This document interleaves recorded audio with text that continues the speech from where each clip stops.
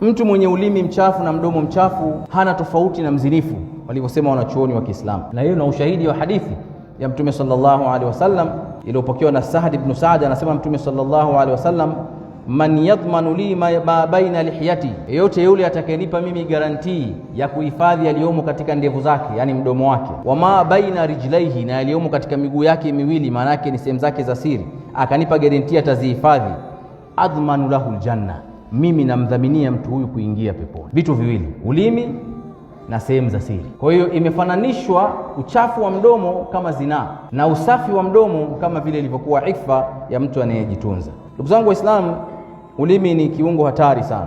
Uchafu wa ulimi haujifichi, kwa sababu unatoka katika mazungumzo ya mtu na ndio dalili ya shakhsia ya mtu. Abdullah ibn Mas'ud radhiyallahu anhu anasema, walladhi la ilaha ghairu, na hapa kwa yule ambaye hakuna mola apasaye kuabudiwa isipokuwa yeye, ma ala dhahri al-ardi min shay'in ahwaj ila tuli sijni min al-lisan, hakuna kitu ambacho kinahitaji kifungwe jela muda mrefu kuliko ndimi zetu, kutokana na maafa ambayo yanasababishwa na ulimi wetu. Ndugu zangu Waislamu, Allah subhanahu wa ta'ala ametuamrisha katika amri nyingi ambazo ametuamrisha masala ya kuwa na kauli nzuri. Mwenyezi Mungu anasema, waqulu lidasi husna, enyi Waislamu semeni, zungumzeni na wenzenu, zungumzeni na watu husna, maneno mazuri yaliyochaguliwa kabla neno halijatoka katika mdomo wako, hakisha lile neno ni jema.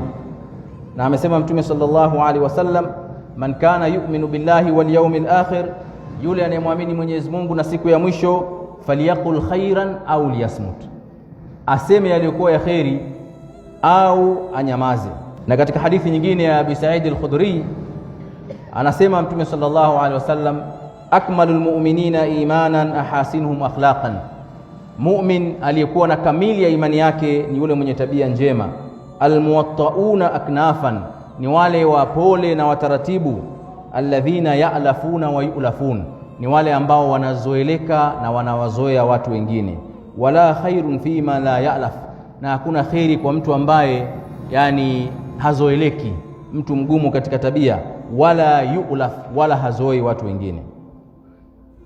Ndugu zangu Waislamu, funga ya mwezi wa Ramadhani lengo lake kubwa ni kutujenga katika maadili yaliyokuwa mazuri, na dalili kubwa ya kuwa maadili yetu ni mazuri ni jinsi gani tunavyozungumza na watu wanaotuzunguka, hususan waliokuwa karibu na sisi, wale wanafamilia.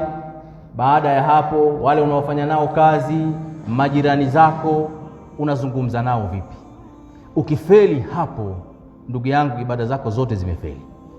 Siku moja Mtume sallallahu alaihi wasallam amejiwa na masahaba, akamwambia, ya Rasulullah, kuna mwanamke fulani amefariki, yani anamwomba Mtume aende akashiriki katika mazishi yake.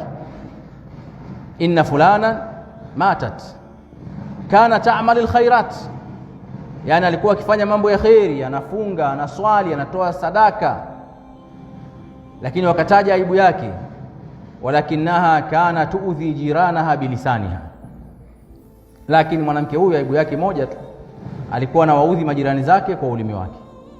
Mtume sallallahu alaihi wasallam akasema, hiya fi nnar, huyo ni mwanamke wa motoni, na mimi siendi kumswalia mtu wa motoni.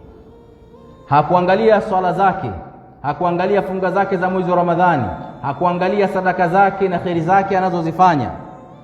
Alihukumu ni mtu wa motoni kwa sababu ya ulimi wake, kwa sababu ulimi ndio kiashiria cha tabia ya mtu, na kama mtu tabia zake ni mbaya, maana yake ibada zake zote hazikumsaidia.